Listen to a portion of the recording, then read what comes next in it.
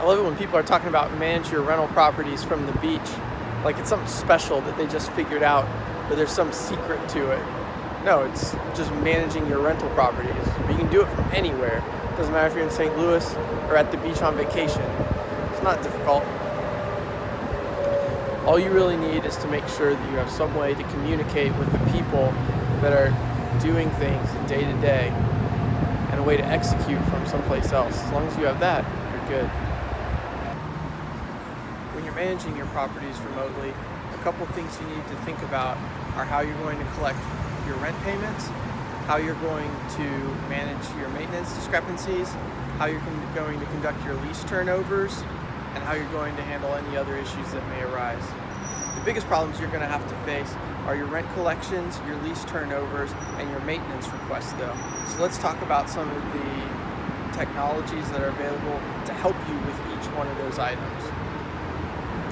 With your rent collections, what you can use, there's a number of services available that you can utilize, including QuickBooks Online, ClearNow, and several other payment collection services. Additionally, you could utilize services like PayPal or Square to process credit card or debit card transactions to collect those rents. Another thing with your management, one of the things that you'll need to do is be able to contact your property manager as well as contact your renters to let them know, to be able to stay in contact with them for all of your maintenance issues that come up and also anything else that happens. Lease turnovers. Turnovers are another big deal when you're managing your properties remotely.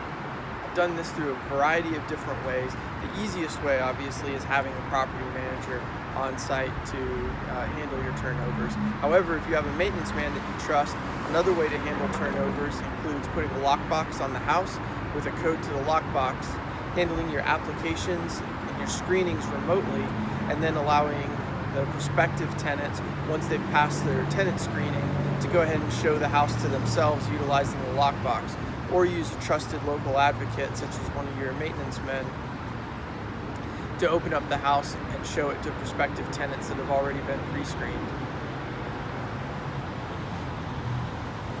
Once you've screened, selected, and leased to a prospective tenant, going through the leasing is another challenge when handling remotely. One of the easiest ways to handle the leasing remotely is through a service like DocuSign, where you're able to email the new tenant their lease, allow them to sign it digitally, and return it to you. Important when handling these lease signings remotely is to ensure the tenant actually understands every portion of the lease. So it's a good idea to arrange a phone call or a Skype call or some kind of FaceTime conversation with the prospective tenant to go over the lease with them and answer any questions they would have before they sign it digitally. Handling maintenance remotely can be a challenge. If you're going to handle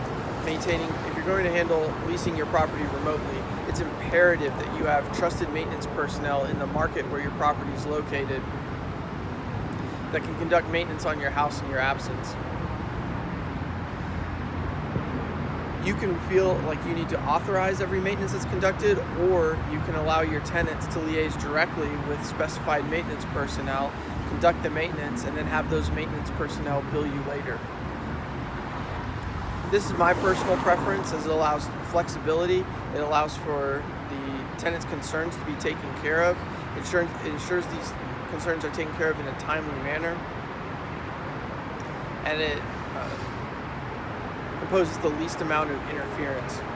The obvious setbacks to this are if you don't have a good relationship with maintenance personnel, you could easily be getting taken advantage of, or you could have tenants that are requesting maintenance for frivolous things.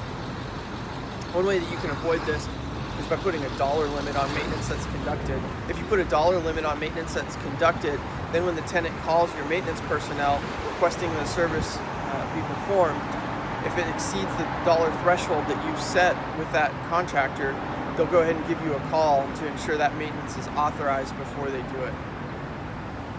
This is a great way to ensure that your tenants are able to be taken care of in a timely manner. You're not bothered for things that may be under the threshold, and you're not causing unnecessary friction for necessary requirements being taken care of, while also ensuring that you're not going to receive excessive charges that you weren't aware of ahead of time.